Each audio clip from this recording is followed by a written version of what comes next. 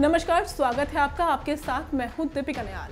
चुनावी सफर में आज बात करेंगे चिदंबरम लोकसभा सीट की, जहां से एआईएडीएमके नेता चंद्रकाशी सांसद हैं।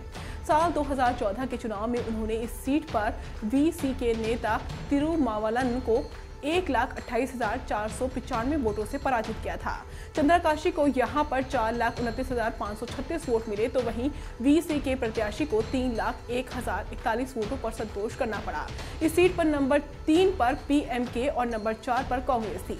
पीएमके प्रत्याशी को 2,69,016 वोट हासिल हुए, तो वहीं कांग्रेस प्रत्याशी को 2,89,088 वोट प्राप्त हुए। चिदंबरम तमिलनाडु के कटलूर जिले का टाउन है। इस पर आदिकाल में चोल वंशों के शासकों का राज हुआ करता था। चिदंबरम शब्द चित से लिया गया है, जिसका अर्थ होता है चेतना, और अंबारम का अर्थ होता है आकाश। यह स्थान अपने नटराजन मंदिर की वजह से प्रसिद्ध है। चिदंबरम 5 पवित्र शिव मंदिरों में से एक है। चिदंबरम का शिव मंदिर 5 तत्वों में से एक आकाश का प्रतिनिधित्व करता है। बहुत सारी सांस्कृतिक विरासतों को खुद पर समेटे चिदंबरम की जनसंख्या 18,19,435 है, जिसमें से 81.50% लोग गाँव में रहते हैं और 18% लोग शहरों में निवास करते हैं। यहाँ की 28% आबादी एससी वर्ग की है। इस वजह से ये सीट एससी वर्ग के लिए आरक्षित है।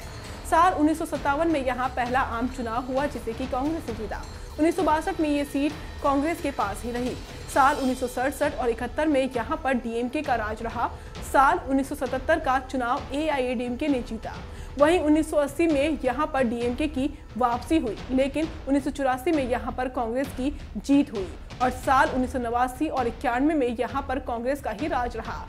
साल 1996 में यहाँ पर डीएमके ने चुनाव जीता, तो वहीं साल 1998 का चुनाव पीएमके ने यहाँ पर जीता और 3 बार इसी पार्टी का कब्जा रहा। साल 2009 में यहाँ पर वीसीके को सफलता मिली, लेकिन साल 2014 का चुनाव एआईएडीएमके ने यहाँ पर जीत लिया और चंद्रकाशी यहाँ से जीतकर लोकसभा पहुंची। दिसंबर 2018 की रिपोर्ट के मुताबिक पिछले 5 सालों के दौरान लोकसभा में चंद्रकाशी की उपस्थिति 77% रही है। इस दौरान इन्होंने 22 डिबेट में हिस्सा लिया है और 296 सवाल पूछे हैं।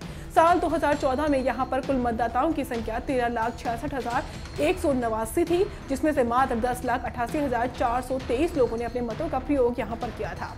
इसमें से पुरुषों की संख्या 5,31,368 और महिलाओं की संख्या 5,57,055 थी।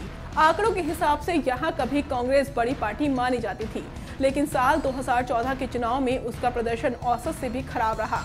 इसके अलावा ये सीट क्षेत्रीय पार्टियों के भी कब्जे में रही, लेकिन पिछले चुनाव में एआईएडीएमके ने सबको पछाड़ते हुए ये सीट अपने नाम कर ली थी।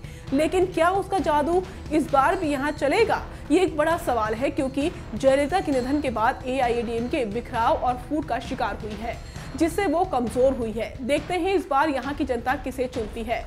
आपको बताते चले कि साल 2014 के चुनाव में एआईएडीएमके ने राज्य में 39 में से 37 सीटें जीती थी।